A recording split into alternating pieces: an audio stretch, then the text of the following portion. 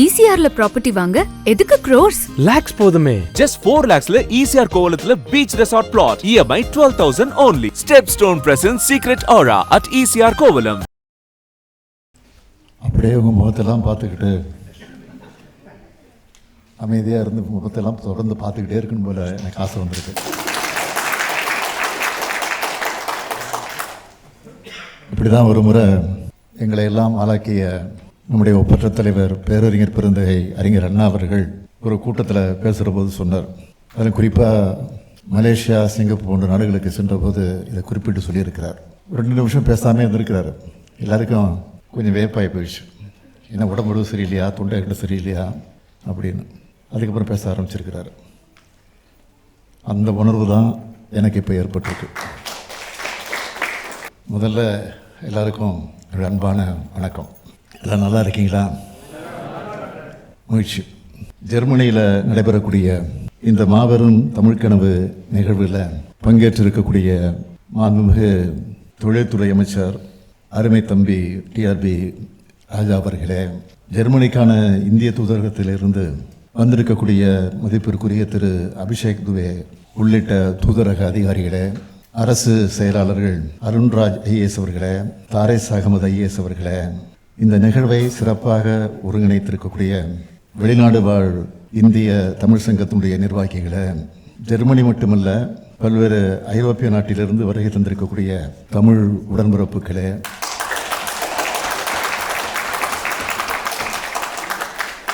என்னுடைய துணைவியாரும் வந்திருக்கிறாங்க, கோச்சிக்கூடாது.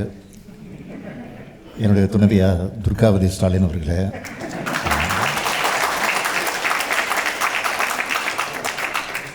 என் உயிரோடு கலந்திருக்கக்கூடிய தலைவர் கலைஞர் அவர்களின் உயிரினும் உயிரான அன்பு உடன்பிறப்புகளே, வணக்கம். பல்லாயிரம் கிலோமீட்டர்களை கடந்து வேறொரு நாட்டில் நீங்களும் நானும் சந்திக்கிறப்போ ஏற்படுகிற மகிழ்ச்சி தான் உண்மையான தமிழ் பாசம், தமிழின பாசம். இது உலகத்தோட எந்த மூலைக்கு போனாலும் தமிழன் இருப்பான். தமிழ் குரலை கேட்கலாம்னு சொல்கிற அளவுக்கு உலகெல்லாம் பரவி தன்னோட அறிவால் உழைப்பால் உயர்ந்திருக்கக்கூடிய இனம்தான் நம்முடைய தமிழினம். நம்முடைய தமிழினத்திற்கு இதுதான் மிகப்பெரிய பெருமையாக விளங்கி கொண்டிருக்கிறது. நில எல்லைகளையும் கடல் எல்லைகளையும் நம்மை பிரித்தாலும் மொழியும் இனமும் நம்மை இணைக்கிறது. கண்டங்களை கடந்து விட்டாலும் நம்மோட தொப்புள் கொடி அருந்து விடவில்லை. பேரறிஞர் அண்ணா தான் சொல்வார், ஒரு தாய் வயிறு தாங்காது என்ற காரணத்தால் தனித்தனி தாய் வயிற்றிலே பிறந்த உடன்பிறப்புகள் நாம் என்று சொல்வார். அப்படி உடன்பிறப்புகளாக தமிழர்களான நாம் இணைஞ்சிருக்கிறோம்.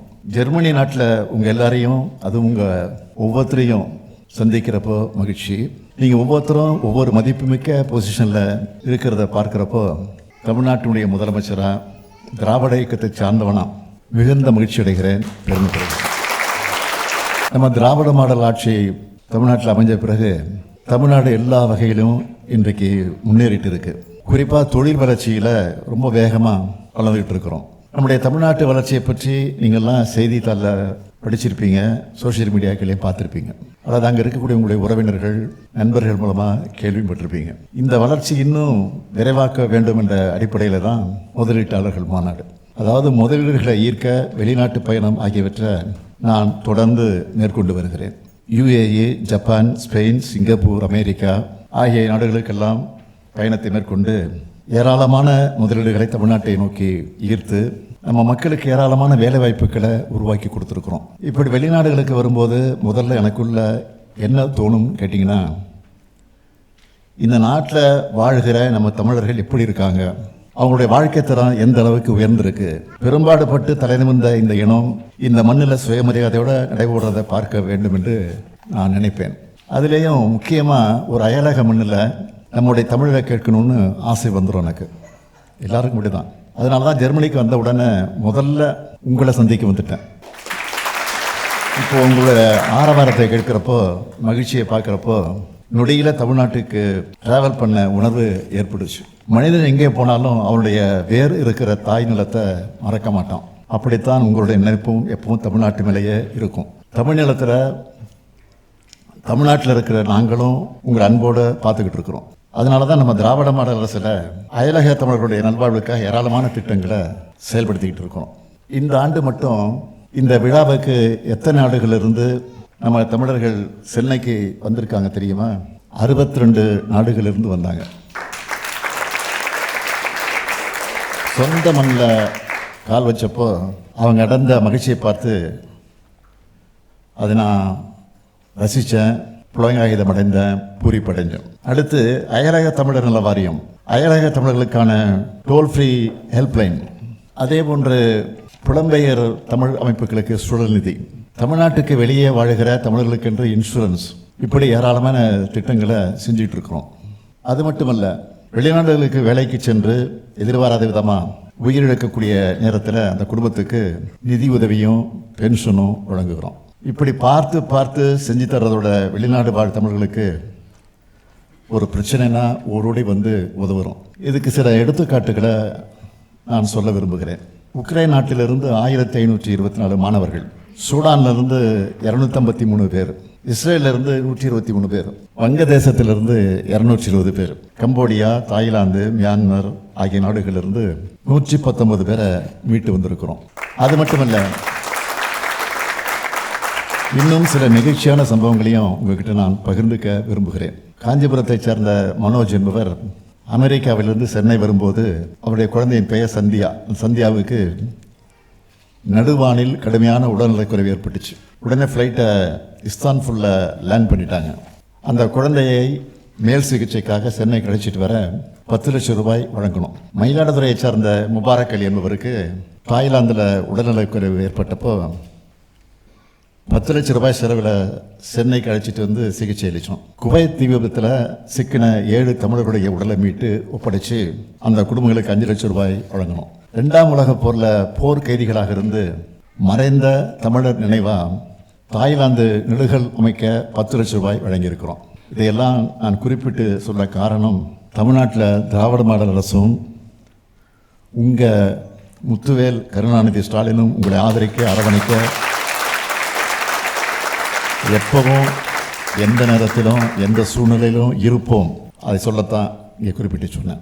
இதை கேட்கும்போது வெளிநாடுகளில் அல்லல் படுகிற யாராவது ஒருத்தருக்கு நம்பிக்கை பிறக்கும், அவங்களுக்கும் உதவ நமக்கு ஒரு வாய்ப்பு கிடைக்கும்னு அதற்காகத்தான் இது சொல்கிறேன். இப்போது நான் சொன்ன முன்னெடுப்புகள் எல்லாத்தையும் விட மிக முக்கியமான திட்டம்தான் வேர்களை தேடி திட்டம். வெளிநாடுகளிலேயே செட்டில் ஆகிட்ட சிலர் மண்ணை விட்டு பிரிஞ்சு தூர தேசத்துக்கு வந்துட்டோம். இனி இந்த சொந்தம் அவ்வளோதானா? உங்களுக்குள்ள நிச்சயம் இது ஏற்பட்டிருக்கும். அப்படிப்பட்ட புலமைந்த தமிழர்களோட குழந்தைகளை, மாணவர்களை நம்ம தமிழ்நாட்டுக்கு அழைச்சிட்டு போய் நம்ம மரபோட வேர்களை அறிமுகம் செஞ்சுட்டு இருக்கோம். 2023ஆம் ஆண்டு தொடங்கப்பட்ட இந்த திட்டத்தில் இது வரைக்கும் 15 நாடுகளிலிருந்து 292 பேர் தமிழ்நாட்டுக்கு வந்திருக்காங்க.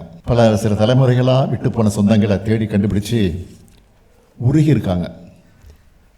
அவங்க கண்களிலிருந்து வழிஞ்ச கண்ணீரும் அவங்க மனசில் தேங்கி நின்ன பாசமும் தான் இந்த திட்டத்தோட நோக்கத்துக்கு கிடைச்ச வெற்றின்னு நான் நினைக்கிறேன். வாழ்வதும் வளர்வதும் தமிழும் தமிழனுமாய் இருக்க வேண்டும். இதுதான் நம்ம திராவிட மாடல் அரசோட மோட்டோ. இதுக்காகத்தான் தொடர்ந்து செயலாற்றி கொண்டு இருக்கிறோம்.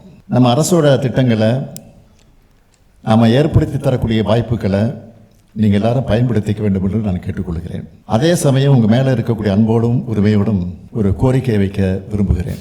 எப்போதுமே எங்கேயாவது முதலமைச்சர் போனால் தமிழ்நாட்டை பொறுத்த வரைக்கும் இடத்துல தான் கோரிக்கை வைப்பாங்க. ஆனால் நான் முதலமைச்சராக வந்து உங்கள் இடத்துல இப்போ கோரிக்கை வைக்க வந்திருக்கிறேன்.